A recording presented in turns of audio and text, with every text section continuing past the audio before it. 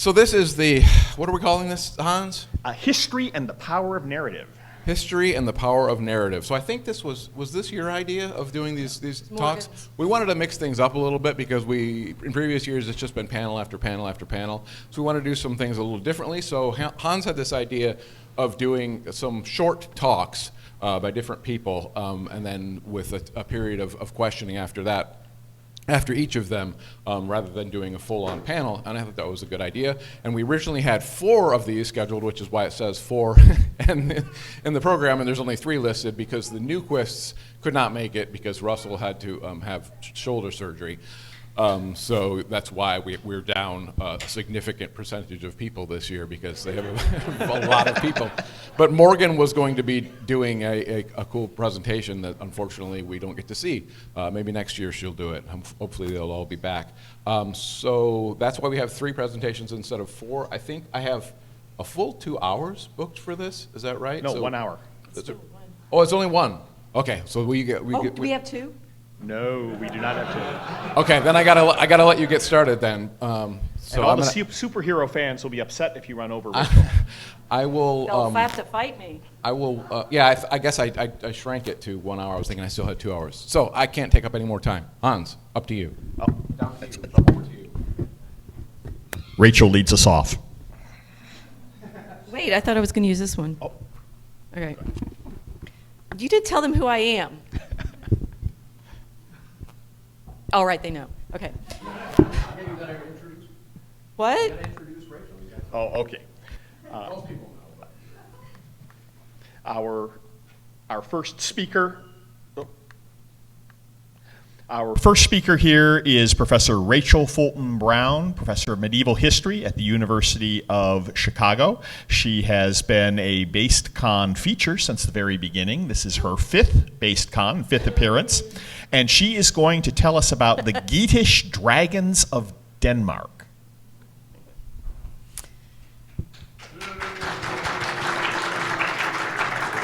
I'm returning to my theme of the first conference, Tolkien.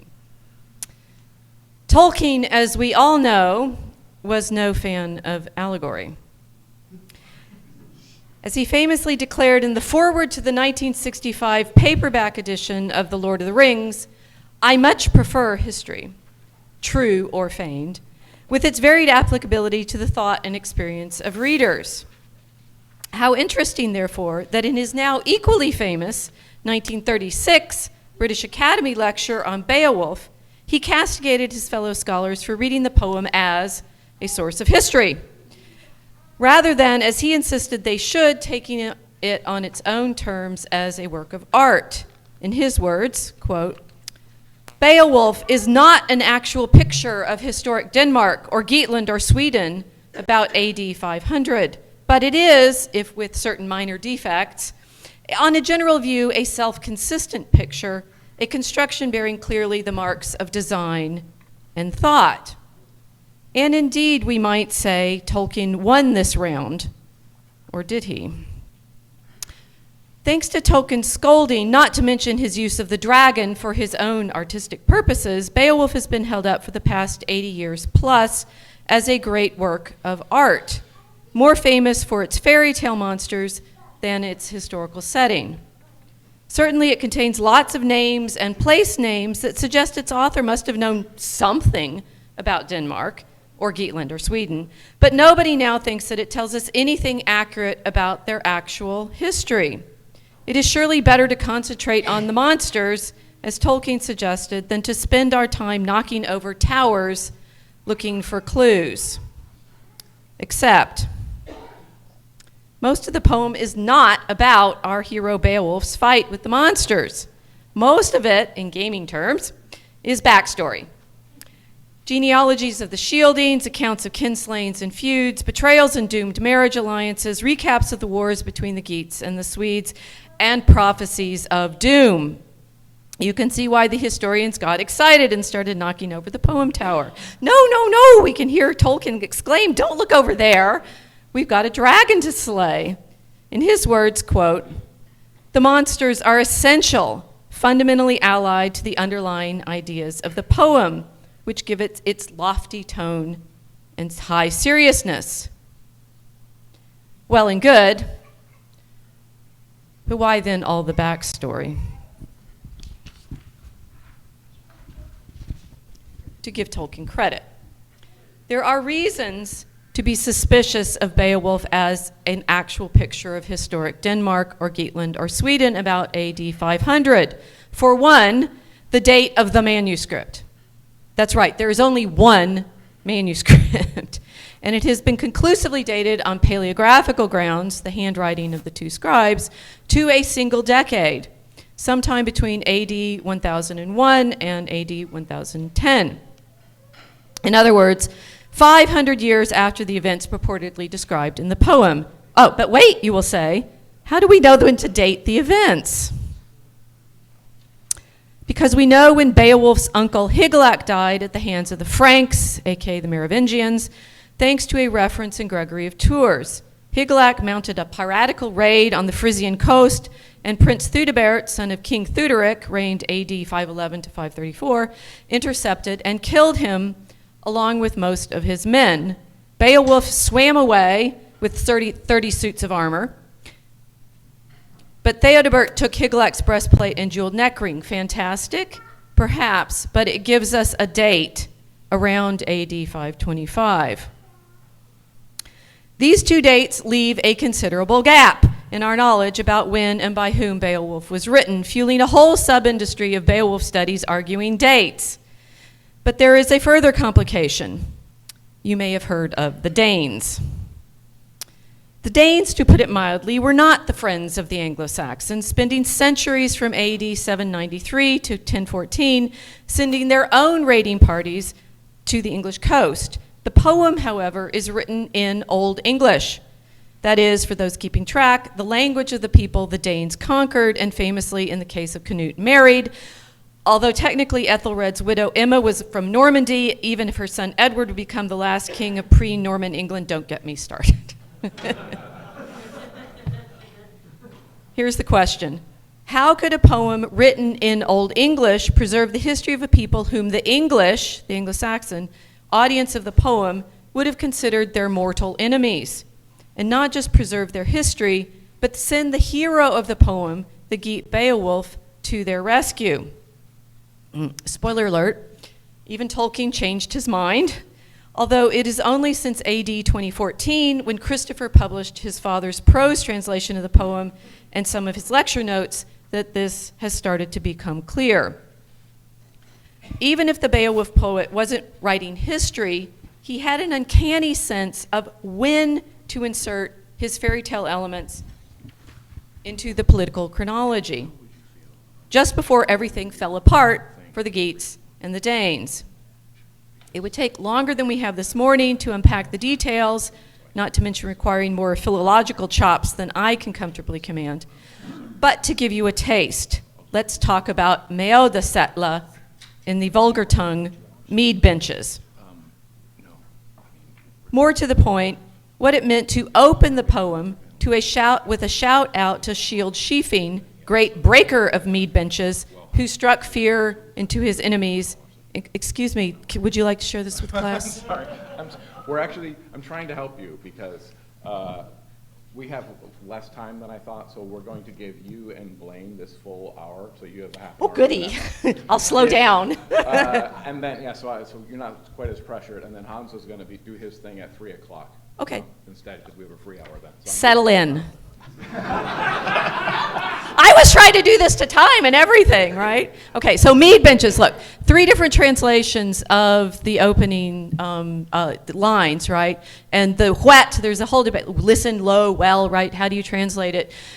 Getting the sense of this opening scene is incredibly important because of that word errol. Which is a singular word, A-E-R-O-L, right where that line, that tag is pointing you.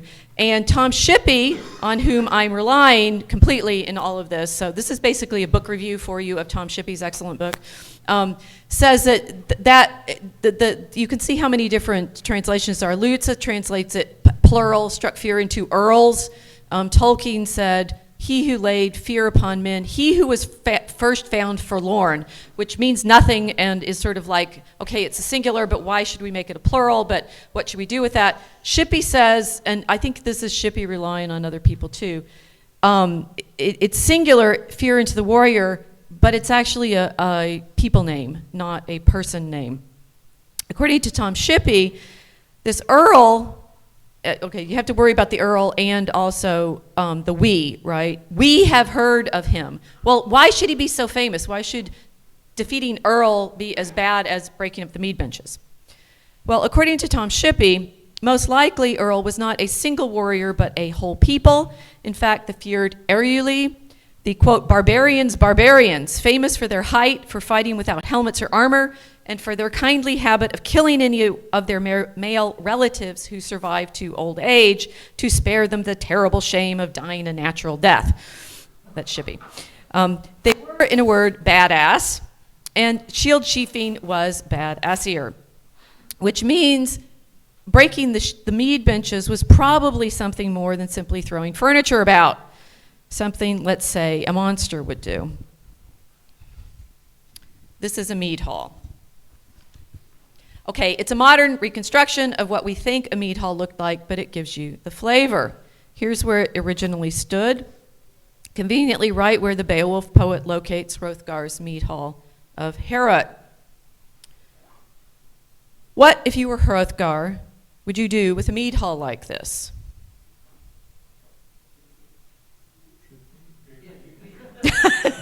Hold court, assemble together all of your men and seat them on mead benches where they would drink mead.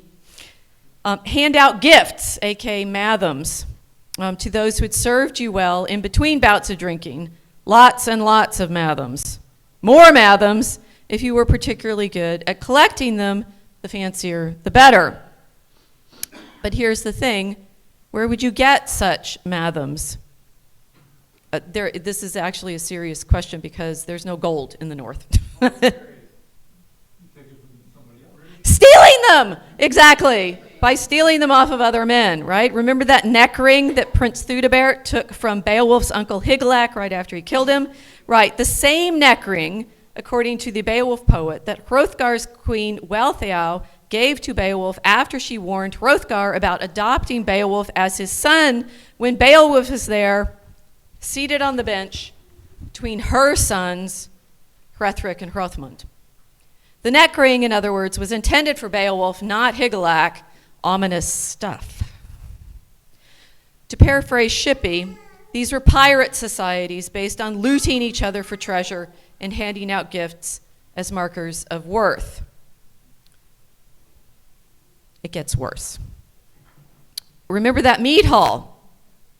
There's a backstory about it, first recorded about the time that Canute became king of the English. Tolkien alluded to it in his commentary on the names associated with Hrothgar's mead hall Heorot, albeit with his customary diffidence.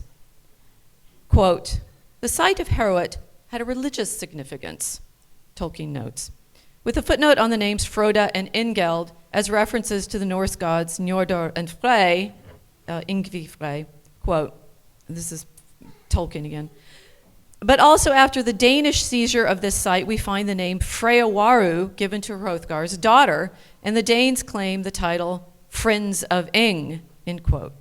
That sounds friendly. Even if Freyawaru does mean, as Shippey points out, pledge of Frey. But wait, there's more. When Hrothgar and his Danes get frustrated at not being able to get rid of Grendel, they turn to pagan sacrifices, offering, quote, honor to idols at pagan temples, as one recent translation puts it. Tolkien is more specific. At times, quote, at times they vowed sacrifices to idols in their heathen tabernacles. At Hret, I don't have the chops, as I said, to say these names. Hret Hergtrafum. The key word here is Hegtrafu, which you see at the end there, a compound of herg, meaning fane or altar, surviving now only in old place names such as Harrow on the hill. So it's like Harrow, it's the holy place. With treif, meaning tent, on which Lexime Tolkien comments laconically, It's astonishing how he's not telling you what he's actually saying here. Quote, "It is therefore all the more remarkable that the place of the seat of the Skjoldungar, the Scyldings, in Old Norse should be Lera, as the name is in modern Danish." Danish is given there. "For this name seems to be an ancient name for a tent or tabernacle. At least it could be most easily be related to Gothic Leithra, tent." What happened at Lera that Tolkien should be so coy? To be sure, the Beowulf poet says no more than the Danes, quote, "in prayers implored the slayer of souls to afford them help against the sufferings of the people."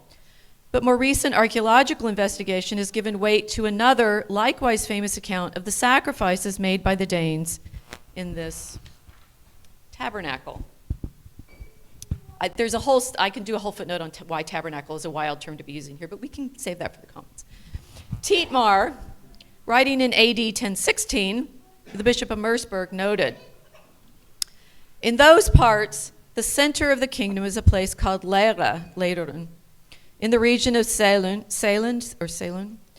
Every 9 years, in the month of January, after the day of which we celebrate the appearance of the Lord, they all convened here and offered their gods a burnt offering of 99 human beings, and as many horses along with dogs and cocks, the latter being used in place of hawks. As I have said, they were convinced that these would do service for them with those who dwell beneath the earth and ensure their forgiveness for any misdeeds." Well then, okay. I should say at this point that I have spent decades, quite embarrassing, decades following Tolkien's insistence that there was nothing to see here, just us monsters, when teaching Beowulf in my section of History of European Civilization, as well as in courses on Anglo-Saxon England and writing historical fiction. Having read Tom Shippey's little revisionary booklet this May, I am now scrambling to revise my lecture notes in preparation for classes this autumn. You may be wondering, whose story is this anyway? Well, according to Professor Shippey, it's complicated until you pay attention to all of the names, not just the ones in the monster episodes. There are 9, Shippey counted them, and he's actually, in his book, he's actually referring to previous scholarship of his own. There's a whole paper on the names in Beowulf and so forth. So this is highly technical. I'm just giving you the surface vision of it. There are 9 names, proper names, in the monster third of the poem, apart from Beowulf, the name. But there are more than 60 names in the framing sections, the stones that Tolkien's contemporaries had been so eager to pull out from the tower of the poem. Why include so much allegedly irrelevant detail in a poem about fighting monsters unless they already meant something to the audience? And Shippey is here also relying on Sam Newton's research. So this is a project of a number of iterations. And they're also relying a lot on the archaeology. So Shippey dismisses the suggestion that the names were included simply as useless details to create an air of reality and truth, as one might do in a modern novel.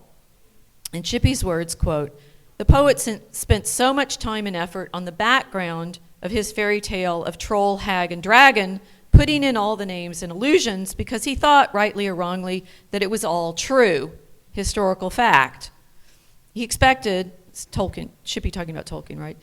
Shippey talking about the Beowulf poet, He expected his original audience to recognize the names and understand the allusions and check or challenge him if they disagreed with him, because they also thought it was true, part of their own history and heritage. But to coin a phrase, who was this we?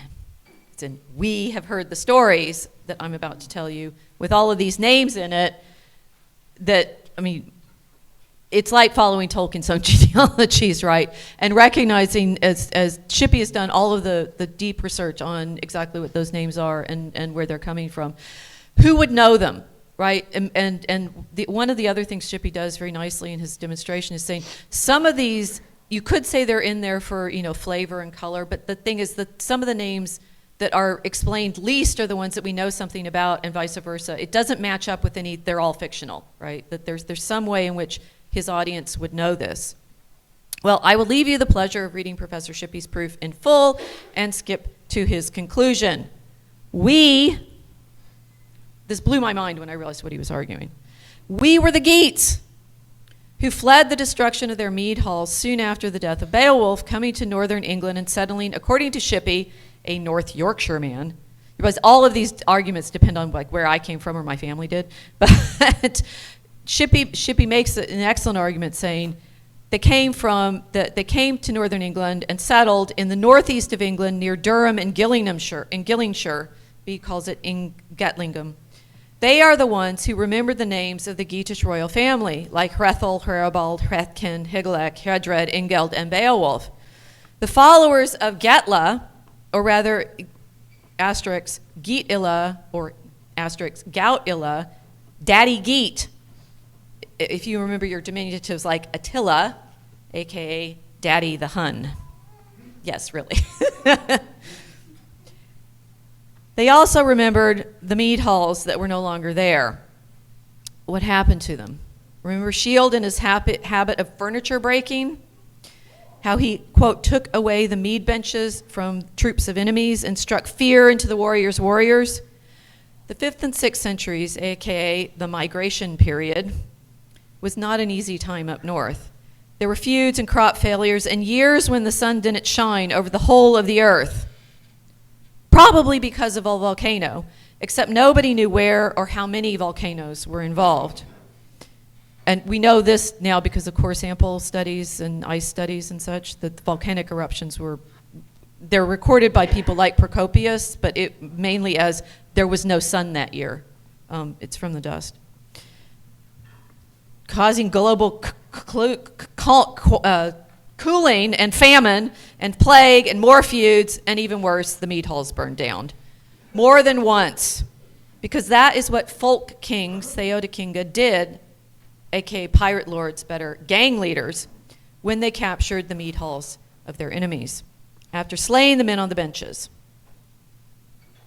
Just as it says in the poem Grendel did. And I do invite you to reread the poem, realizing that this is a description of what happened in the mead hall as the men are being murdered. Because he was jealous of the merrymaking and storytelling going on in the hall. More than once, the women must have woken up after a night of mead drinking to find all the men dead. Ladies, watch these guys. More than once, the women and children must have fled lest they be captured and sold to other warriors as slaves. More than once, the ladies of the mead halls must have looked over at their sons sitting on the benches with the warriors and wondered when they would be taking the mathoms from their bodies and running away. So Tolkien was wrong about the history, but right about the monsters. The monsters were real. That is, real memories of the trauma of the mead halls, of the kinslaying and the hoarding and the thieving and the fires that burned the mead halls down. The only real riddle is why is it taken for us so long to see it when it was right there all along staring us in the face.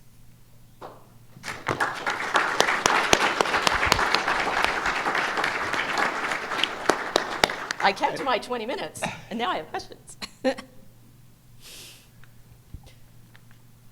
I think we can take a question or two for Professor Rachel Fulton Brown. Let me walk the mic over to you.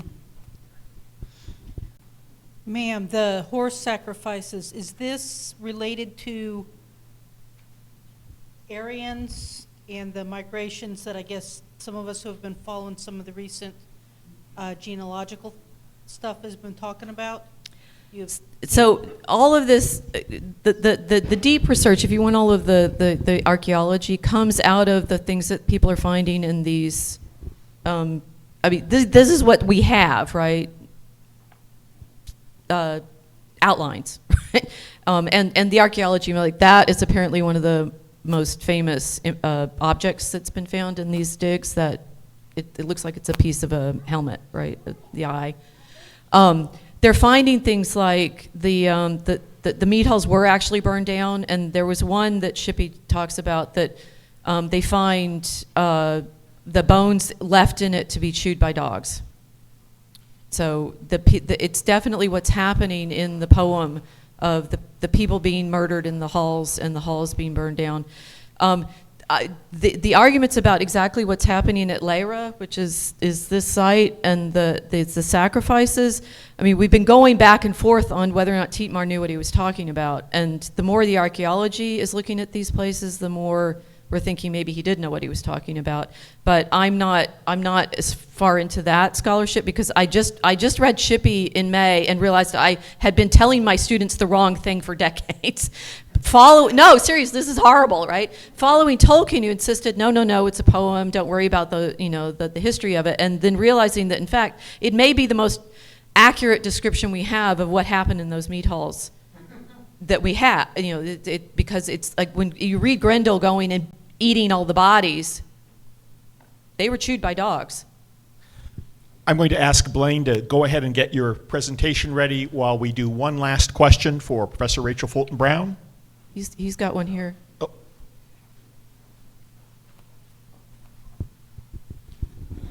How much of the story, the poem, and everything has become a national myth or presence for this country of Denmark, in the sense that, yes, they're finding new things, but how much of it has become so embedded that every new thing found they're going to challenge?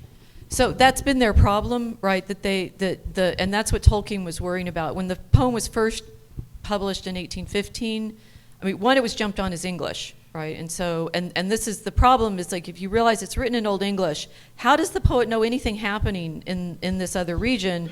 And until they started doing all of the prosopography at the level we can do now with all the databases, it was hard to prove that any of these characters were real or that they were mentioned. So this is all actually it's like in the last maybe 20 years, 10, 20 years. And I'd say with Shippey's little book now finally getting out to those of us who are not specialists in the field, Beowulf has been a story that went with English nationalism for a very long time. And I think what this is now doing is showing, I think with this migration period story, what I realized with this is, one of the huge challenges for English history is we have no clue what the paganism was of the people before they convert to Christianity, and they convert right after this because Gregory the Great sends the mission in 590, and they show up, and Bede, who's always our first place after Gildas, etc., seems to know nothing about what their gods were, what their traditions were, what their sacrifices were, and so we've just said,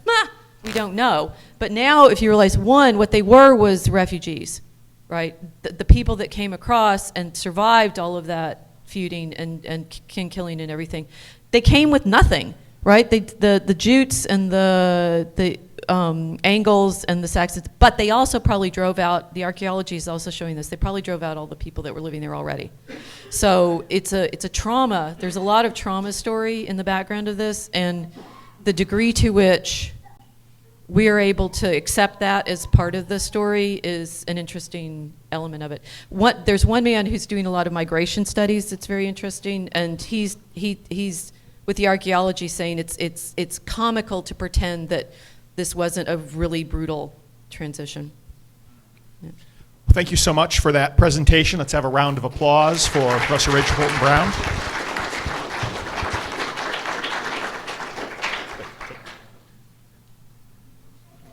And now I have the pleasure of introducing our next speaker, Blaine Pardoe. He is a New York Times best-selling author.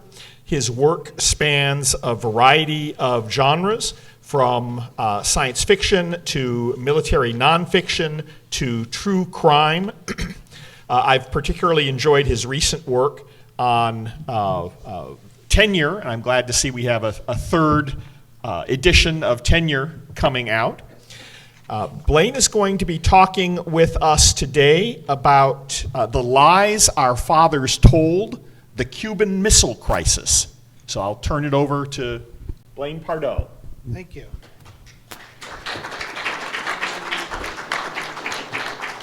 Anybody ever see the movie A Bridge Too Far? Yeah. I love Horrocks in there when he goes, "This is a story you'll be telling your grandchildren, and mightily bored they'll be." Every book I ever read on the Cuban Missile Crisis always talked about the invasion. But no one ever showed me what the invasion was. They just said we had invasion plans. So I went through a quest that took 3 years, and I got the plans declassified. So I'll be showing you those today. And we're going to talk about the lies that our fathers tell us. Now, I've done this presentation at the United States Naval Academy twice. I've done it for the U.S. Navy at their museum, and I've done it at the Smithsonian. And I think the one at the Smithsonian was what triggered me to pick this as a topic, because I had a gentleman come up in the middle of my conversation and say, I paratrooped into Cuba to sabotage the missiles. And I said, no, you didn't. Because I've seen all the documentation, that didn't happen. And, it's always hard when you're dealing with this. And afterwards, he was absolutely insistent. And he told this fabulous story of how he and 3 men parachuted in from 300 feet from a helicopter into Cuba. And I'm like, no, you didn't. But he landed, and they were going to sabotage the missiles, but then the crisis ended, and they got out of there. And I was like, you ever jump out of a helicopter at 300 feet with a parachute? I don't think that's going to work out real well for anybody. Not only that, it's not in any of the records. And the records are very explicit about what the invasion plans were. And most of the stuff has been declassified. So, most of us know the story of the Cuban Missile Crisis. And the lie that we've always been told is we went toe-to-toe with the Ruskies and they blinked. Well, that's not true at all. That's a narrative. And that's what this is really all about, is a series of narratives that we've been fed over the years. But let's talk about what would have actually happened, and then let's talk about some of the myths that are associated with it. Let's see. So the invasion for Cuba was through a whole series of plans. I've trimmed this down from the Naval Academy. To Op Plan 316-62, formerly known as Operation Scabbards. What you would have gotten was a very small number of units that were going to be used. There'd be a 10-day air campaign, then you'd have airborne special forces and Marines landing. Havana would have been isolated. Mariel would have been used to land our armored forces, which is really a big myth. Guantanamo wouldn't have been used for much more than air missions. And the objectives you see here below, the 101st taking Baracoa Field, 82nd taking the Jose Marti Airport, 2nd Marine Expeditionary Force landing at Tarara to secure Morro Castle, 5th Marines would have been in reserve, and the 1st Armored Division was going to need to land on D-Day +1.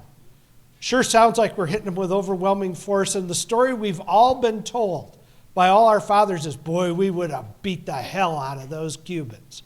They didn't stand a chance. Well, what we've learned, because Castro has released some of his information before his death about what was there, and the Russians have released their information about the forces in Cuba, the truth is this wouldn't have gone quite the way we all thought. I used the actual military maps and overlaid where the invasions would take place. There are a few things we didn't know. One, we didn't know where the nuclear storage sites were, which you see on the map. And we also didn't know where the Soviet command centers were. We actually had a very bad idea completely about how many Soviet forces are there. But this gives you an idea, and at the top is where you see Havana. And the goal was to kind of isolate Havana, cut off Havana Harbor. And the thought was this was going to bring an end to the Castro regime.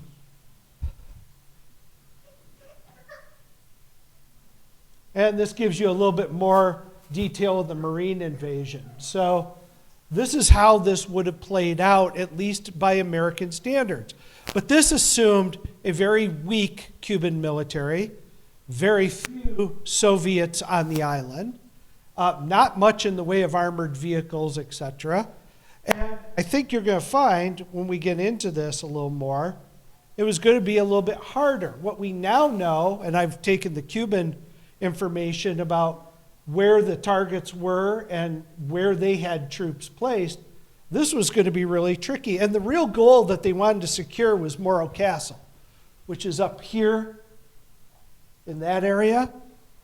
And Morro Castle is literally a castle on the coastline with one approach. And it's an old stonework castle. So it would have been a very difficult assault. So since we're playing alternative history here, I'll give you kind of a splash of things you would have seen.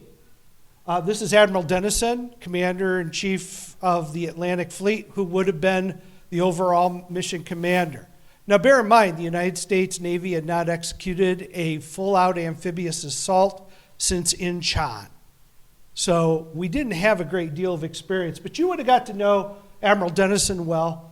The USS Comet I'm going to talk about in a few minutes. This is them actually doing a test load of tanks for the invasion.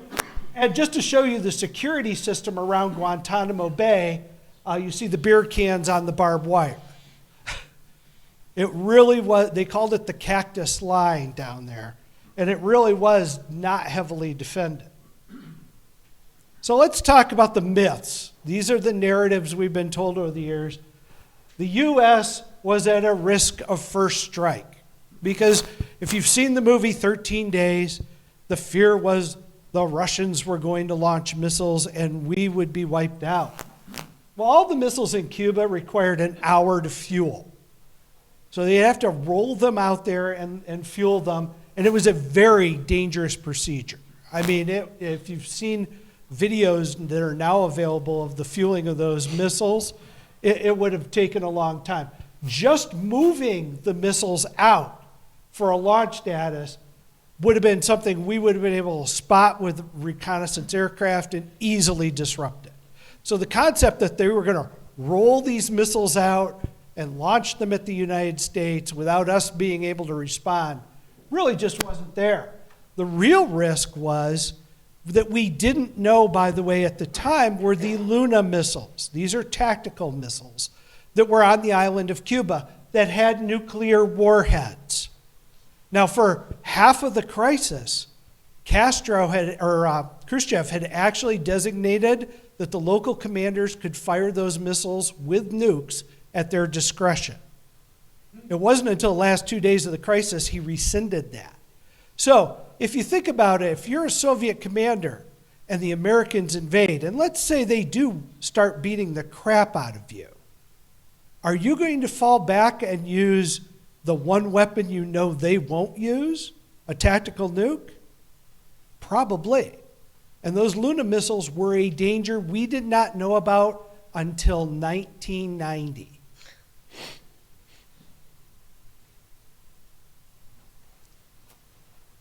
Okay, this is the biggest myth that I have struggled with people for years, and I've had historians chew me about it, and I stand by my words here.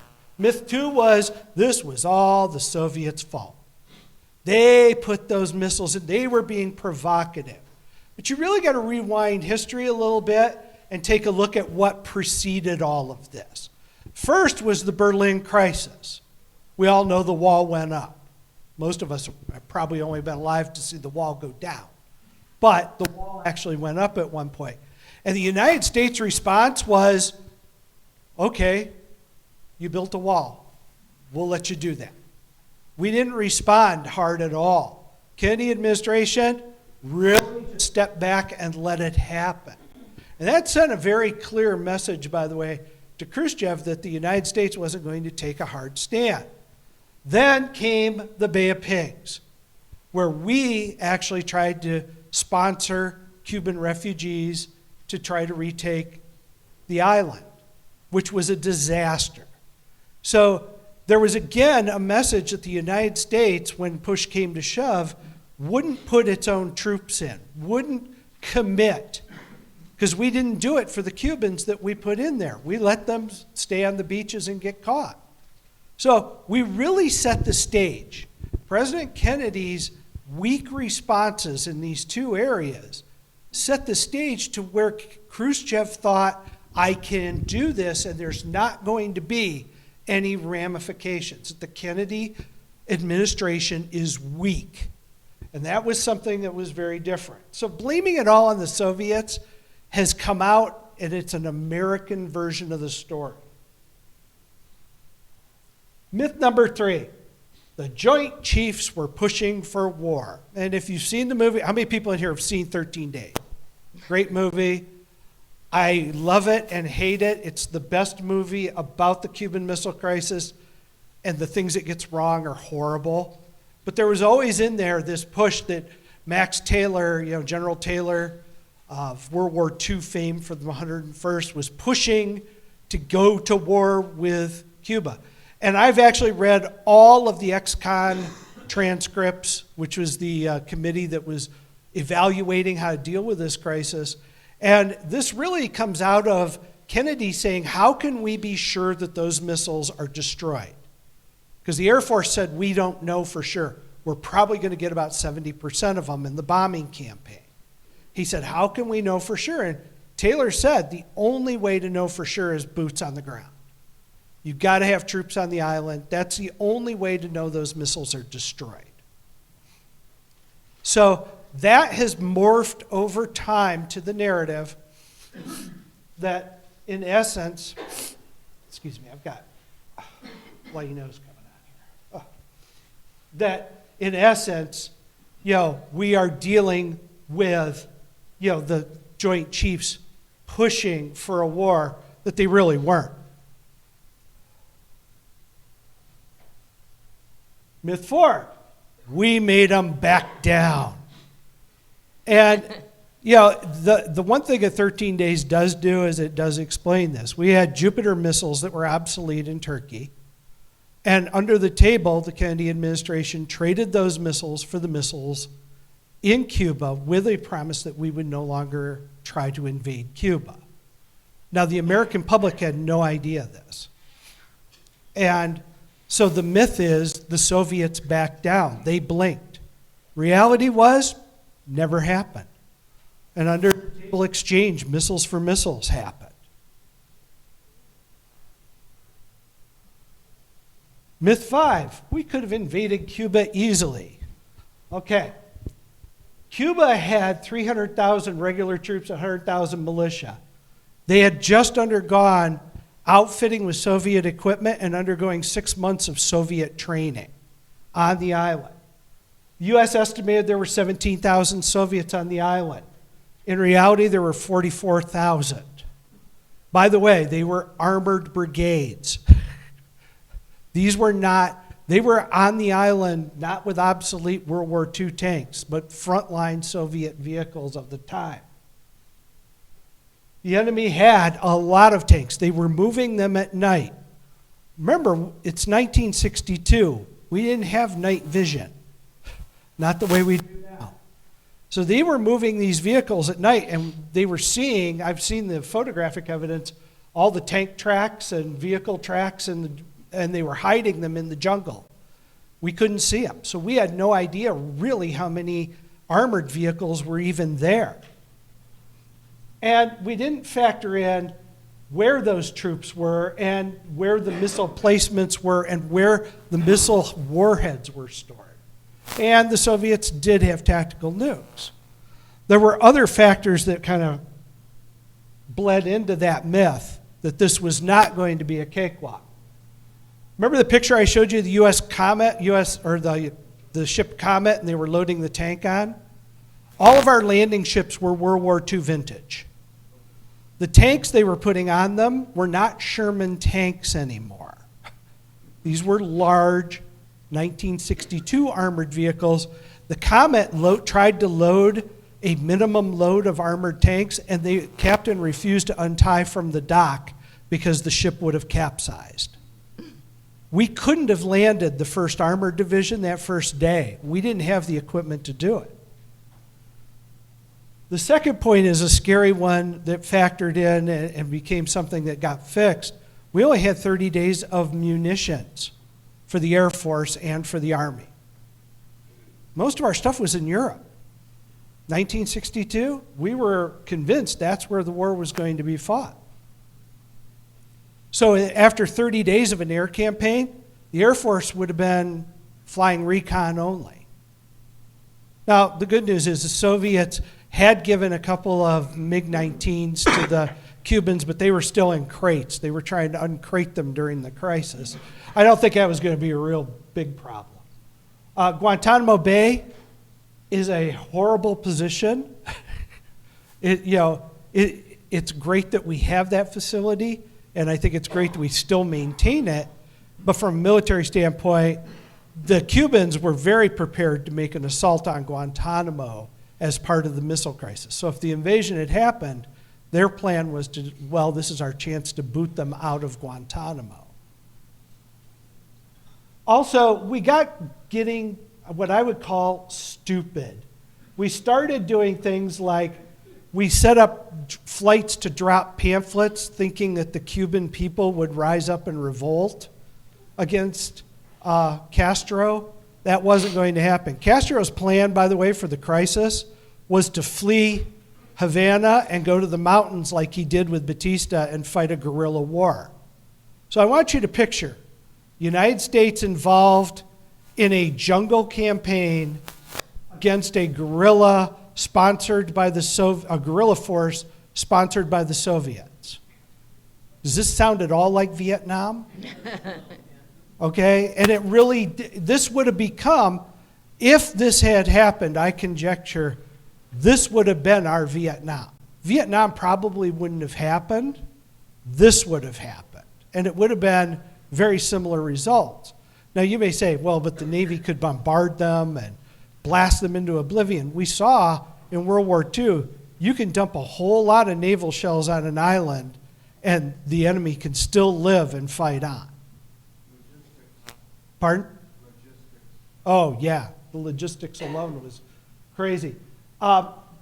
We had these blue bonnet flights that were doing recon over the island constantly, and the stress on the crews, et cetera, was getting bad. We did lose a U-2. Rudolph Anderson's flight was shot down. You have to remember, this is the other argument I made for the gentleman who insisted he helicoptered in. They had radar. They had anti-missile SAM batteries. They had anti-aircraft guns. They were watching all of our movements as well. So, flying in and dropping in on Castro just wasn't a thing that actually happened. The actual estimate was for the first 30 days of this campaign, it had been gone well, by the way. These are conservative. We would have had 18,000 casualties. So your Vietnam Wall would have been the Cuban Wall. We're looking at a lot of them, and that's only for the first 30 days. Bear in mind, we would have had to hold Cuba against a people who loved Castro. So this was not going to play out well. Even if no one fired a missile, this was going to be bad. Now, I dug into Robert McNamara's personal files at the National Archives, a lot of fun, and found the plans for Berlin. Because the real risk of the Cuban Missile Crisis was we were going to lose Berlin. It was surrounded by East Germany and a Russian force. They were going to take Berlin. And the plan that they had was to throw 4 divisions through East Germany to drive to Berlin and try to relieve it, which would have been horribly disastrous. Look at how many men were lost by the Germans and the Russians when the Russians took Berlin only a few decades before. Now, would it have triggered a wider war? Yes. But let's be honest. It's 1962. You know how many intercontinental ballistic missiles we had in 1962? I can count on one hand. This would have been a bomber war. This would have been a war that was fought by bombers, etc. That's how this would have been fought. We didn't have nuclear missiles that were going to, on subs that were going to position off the coast. Not in 62. Our only missile forces were in Europe that were usable, and those were intermediate and medium range missiles. The Thor missiles, for example, that were in the UK. Now I got this. This was fun. I was trying to figure out what the impact of the war would have been if it went nuclear. And it turns out, just a few weeks before the Cuban Missile Crisis, FEMA and the Department of Defense ran a full-blown simulation of an all-out nuclear war between the Russians and NATO and the United States. And so what you get is U.S. losses of around, out of 170 million, around 104 to 103 million, with an additional 7 to 9 million casualties after 60 days. Soviet losses were going to be a little bit higher. But it was very interesting because it literally, the simulation tells you where bombs misdropped and where they hit targets and stuff, where it's fascinating to read through.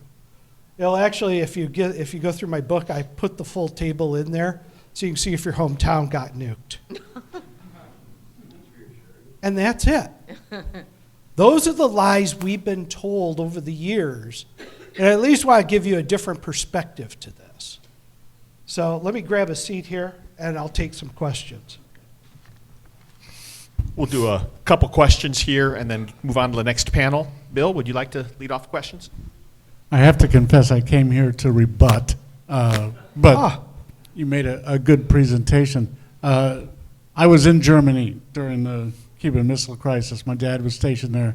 You didn't parachute in anywhere, did you? I did not Okay. parachute in from a helicopter. But I never understood for the longest time. Right after it was resolved, or right around there, my father retired from the Army. We all went back to the States, and I was a little upset because as a child I was living the paradise life in Germany. I mean, walking to castles and this and that. And my parents did not admit until years later why we left when we did. But the understanding that at least they communicated was that the loss of Germany was an absolute result if we did. Oh yeah, touch it most off. of the missiles were in Germany. Most of Yeah. our medium and inter-range missiles were in Germany and to a certain degree France. Yeah. So I thought you were going to downplay the danger there, because I do believe that's where the war would have been fought. Cuba being a sideline, like, you know, maybe it would have been the Vietnam, but it would have been Vietnam taking place while World War III was also taking place. Oh yeah. Kind of a sideshow. No, it was actually very much in McNamara's files. That was the biggest concern. And if you go through the ex-con transcripts, that was their big concern. It wasn't about Cuba. It was about losing Berlin and Yeah. the war that was going to happen there. So the whole debacle cost me a much funner childhood, personally. You said there's a book? You're putting a book out? Yeah, about this? I already got it out. It's called You The got it? Fires of October. And you got it here? No. Oh, Well, Blaine. We'll I do can one only carry more. so many books. We'll do one more quick question. I'll pass it over here.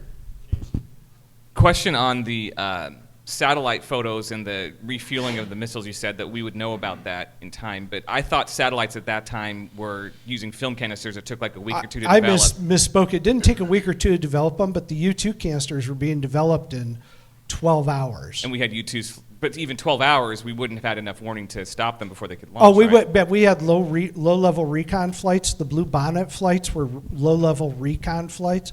If you see the movie 13 Days, when they're flying the aircraft at like treetop level, and those guys would have spotted, it would have been easy to spot those missiles being rolled out. They were so fragile and delicate and difficult to fuel, we would have seen that early on and could have easily responded.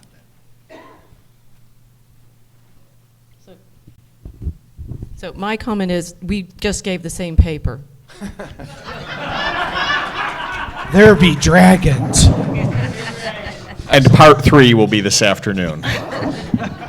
Yeah, so I screwed up a little bit because we originally had 2 hours scheduled for this because we had 4 people, so I thought we had plenty of time, but I forgot I shrank it down to an hour, so then you were hurried. So Hans has graciously agreed to do his talk at 3 p.m., I believe it is, because we have a free hour there.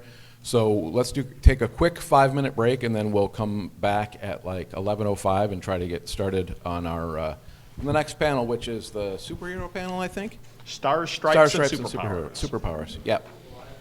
Thank you. Thank you.